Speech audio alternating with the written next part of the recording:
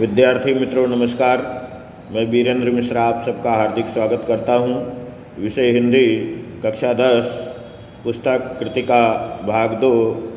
इस पुस्तक में मित्रों चौथा पाठ अपने चला रहे थे, जिसका नाम है यही ठैया झुलनी हैरानी हो रामा, जिसके कहानीकार जो हैं वो मिश्र जी हैं, रुद्र जी। चौथा हिस्सा कहानी का। फेंकू सरदार की चौड़ी और पुष्ट पीठ पर शपाशप झाड़ू झाड़ती तथा उसके पीछे पीछे धमाधम सीढ़ी उतरती। दुलारी चिल्लाई, निकल निकल अब मेरी डेहरी डांका तो तेरी नाक काट लूँगी। डांका यानी लांघना। उत्कट क्रोध से दुलारी के नथुने फूल गए थे। अधर यानी ओठ फड़क रहा था। आँखों से ज्वाला सी निकल रही थी। फेंकू के गली में निकलते ही उसने दरवाज़ा बंद कर लिया। उधर पुलिस रिपोर्टर से आंखें चार होते ही झेंपने के बावजूद लाचार सा होकर फेंकू उसकी ओर बढ़ा और धीरे धीरे दुलारी आंगन में लौटी। आंगन में खड़ी उसकी संगिनियों और पड़ोसिनियों ने उसकी ओर कौतूहल भरी दृष्टि से देखा, परंतु दुलारी ने उनकी ओर आंख तक न उठाई। सीढ़ी चढ़कर उपेक्षा से झाड़ू अपनी कोठरी के द्वार पर फेंकती हुई वह अपनी कोठरी में जा घुसी। चूल्हे पर बटलोही में दाल चुर रही थी यानी पक रही थी। उसने पैर की एक ठोकर से बटलोही उलट दी। सारी दाल चूल्हे में जा गिरी। आग बुझ गई। विद्यार्थी मित्रों, कहानी का अगला दृश्य। परंतु दुलारी के दिल की आग अब भी भट्ठी की तरह जल रही थी। पड़ोसियों ने उसकी कोठरी में आकर वह आग बुझाने के लिए मीठे वचनों की जलधारा गिराना आरंभ किया। फलस्वरूप वह ठंडी भी होने लगी। दुलारी बोली, तुम ही लोग बताओ, कभी टुन्नू को यहाँ आते देखा है? ये तो आधी गंगा में खड़े होकर कह सकते हैं कि टुन्नू यहाँ कभी नहीं आता। झिंगुर की माँ ने कहा। वह ये बात बिल्कुल भूल गई थी कि उसने कुल 2 घंटा पहले टुन्नू को दुलारी की कोठरी से निकलते देखा था। झिंगुर की माँ की बात सुनकर अन्य स्त्रियां होठों में मुस्कुराईं, परंतु किसी ने प्रतिवाद नहीं किया। दुलारी पुनः शांत हो चली। इतने में कंधे पर जाल डाले 9 वर्षीय बालक झिंगुर ने आंगन में प्रवेश किया और आते ही उसने ताज़ा समाचार सुनाया कि टुन्नू महाराज को गोरे सिपाहियों ने मार डाला और लाश भी उठा ले गए। और कोई दिन होता तो दुलारी इस समाचार पर हंस पड़ती, टुन्नू को 2-4 गालियां सुनाती, परंतु आज यह संवाद सुन वह स्तब्ध हो गई। उसने ये भी ना पूछा कि घटना कहाँ और किस तरह हुई। कभी किसी बात पर ना पसीजने वाला उसका हृदय कातर हो उठा और सदैव मरुभूमि की तरह धू धू जलने वाली उसकी आँखों में मेघमाला घिर आई। मेघमाला यहाँ पर आंसुओं की झड़ी से है मित्रों। विद्यार्थी मित्रों, उसने पड़ोसियों की निगाह से अपने आंसुओं को छिपाने का कोई प्रयत्न नहीं किया। पड़ोसी ने भी कर्कशा दुलारी के हृदय की ये कोमलता देख दंग हो गईं। उन्होंने दुलारी के इस आचरण को बार बार वनिता सुलभ अभिनय मात्र समझा। वनिता यानी स्त्री। बिट्टो ने दिल लगी भी की, मुझे लुका छिपी फूटी आँख नहीं सुहाती। फूटी आँख ना सुहाना यानी बिल्कुल ना अच्छा लगना।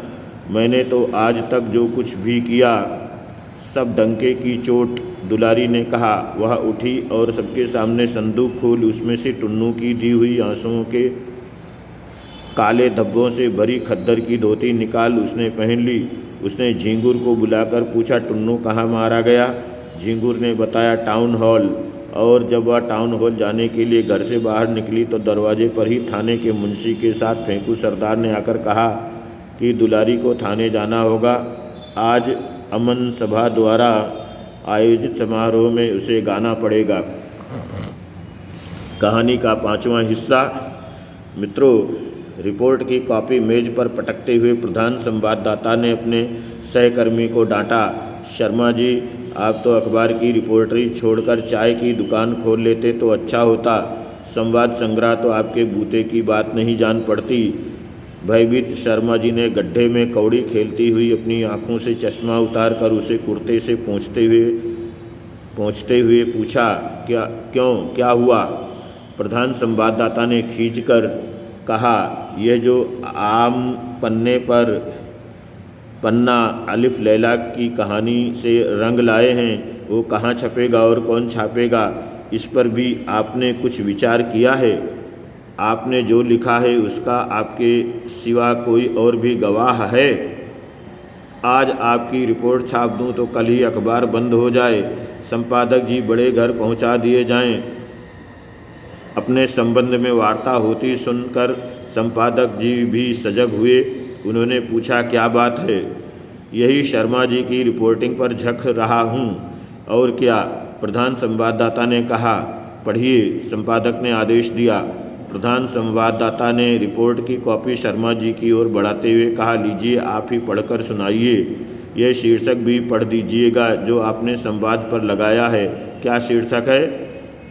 यही ठैया झुलनी हैरानी हो रामा, झेंप भरी मुद्रा में शर्मा जी ने कहा और फिर धीरे धीरे वो रिपोर्ट पढ़ने लगे। कल 6 अप्रैल को नेताओं की अपील पर नगर में पूर्ण हड़ताल रही। यहाँ तक कि खोमचे वालों ने भी नगर में फेरी नहीं लगाई। सवेरे से ही जुलूसों का निकलना जारी हो गया था। जो जलाने के लिए विदेशी वस्त्रों का संग्रह करता जाता था, ऐसे ही एक जुलूस के साथ नगर का प्रसिद्ध कजली गायक टुन्नू भी था। उक्त जुलूस जब टाउन हॉल पहुंचकर विघटित हो गया तो पुलिस के जमादार अली सगीर ने टुन्नू को जा पकड़ा और उसे गालियां दी। गाली देने का प्रतिवाद करने पर जमादार ने उसे बूट की ठोकर मारी। प्रतिवाद यानी विरोध। चोट पसली में लगी, वह तिलमिलाकर जमीन पर गिर गया और उसके मुंह से एक चुल्लू खून निकल पड़ा। पास ही गोरे सैनिकों की गाड़ी खड़ी थी। उन्होंने टुन्नू को उठाकर गाड़ी में लाद दिया। लोगों से कहा गया कि अस्पताल को ले जा रहे हैं, परंतु हमारे संवाददाता ने गाड़ी का पीछा करके पता लगाया है कि वास्तव में टुन्नू मर गया। रात के 8 बजे टुन्नू का शव वरुणा में प्रवाहित किए जाते भी हमारे संवाददाता ने देखा है। वरुणा यानी नदी का नाम है। इस सिलसिले में ये भी उल्लेख है कि टुन्नू का दुलारी नामनी गवनहारिन से भी संबंध था। कल शाम अमन सभा द्वारा टाउन हॉल में आयोजित समारोह में भी, जिसमें जनता का एक भी प्रतिनिधि उपस्थित नहीं था, दुलारी को नचाया गवाया गया। उसे भी शायद टुन्नू की मृत्यु का संवाद मिल चुका था। वह बहुत उदास थी और उसने खद्दर की एक साधारण धोती मात्र पहन रखी थी। सुना जाता है कि उसे पुलिस जबरदस्ती ले आई थी। वह उस स्थान पर गाना नहीं चाहती थी जहां 8 घंटे पहले उसके प्रेमी की हत्या की गई थी, परंतु विवश होकर गाने के लिए खड़ा होना पड़ा। कुख्यात जमादार अली सगीर ने मौसमी चीज़ गाने की फरमाइश की। दुलारी ने फीकी हंसी हंसकर गाना प्रारंभ किया। उसने कुछ अजीब दर्द भरे गले से गाया, यही ठैया झुलनी हैरानी हो रामा, कासों में पूछूं, यानी किससे पूछूं। पास ही में कंपनी बाग के फूलों की खुशबू से वायुमंडल आमोदित हो उठा था। चारों ओर सन्नाटा छाया हुआ था, जिसे भेद कर दुलारी की स्वर लहरी गूंज उठी। यही ठैया झुलनी हैरानी हो रामा, कासों में पूछूं। बूट की ठोकर खाकर दोपहर को टुन्नू जिस स्थान पर गिरा था, उसी स्थल पर दृष्टि जमाए हुए दुलारी ने दोहराया, यही ठैया झुलनी हैरानी हो रामा, और फिर चारों ओर उद्भ्रांत दृष्टि घुमाते हुए उसने गाया। मित्रों, उद्भ्रांत यानी भ्रमित चित्त, हैरान। कासों में पूछूं, उसके अधर प्रांत पर स्मित की एक क्षीण रेखा सी खींची। अधर प्रांत यानी ओठों पर, स्मित यानी मुस्कान। उसने गीत का दूसरा चरण गाया, सास से पूछूं, ननंदिया से पूछूं, देवरा से पूछत लजानी हो रामा। देवरा से पूछत कहते कहते वह बिजली की तरह एकदम घूमी और जमादार अली सगीर की ओर देखकर लजाने का अभिनय किया। उसकी आंखों से आंसू की बूंद छहर उठी, या यूँ कहिए कि वह पानी की कुछ बूंदें भी जो वरुणा में टुन्नू की लाश फेंकने से छिटकीं और अब दुलारी की आंखों में प्रकट हुई। वैसा रूप पहले कभी ना दिखाई पड़ा था, आंधी में भी नहीं, समुद्र में भी नहीं, मृत्यु के गंभीर आविर्भाव में भी नहीं। सत्य है परंतु छप नहीं सकता, संपादक ने कहा। विद्यार्थी मित्रों, इस तरह से ये देश प्रेम से युक्त करुण कहानी समाप्त होती है। आपसे नम्र निवेदन है कि इसके प्रश्न अभ्यास को कर लीजिएगा। यहाँ पर प्रश्न अभ्यास के प्रश्न दिए गए हैं। आपको ये वीडियो कैसा लग रहा है? अगर अच्छा लग रहा है तो उसे शेयर कीजिए, लाइक कीजिए और अपने अमूल्य सुझाव कमेंट बॉक्स में अवश्य लिखिए। धन्यवाद विद्यार्थी मित्रों।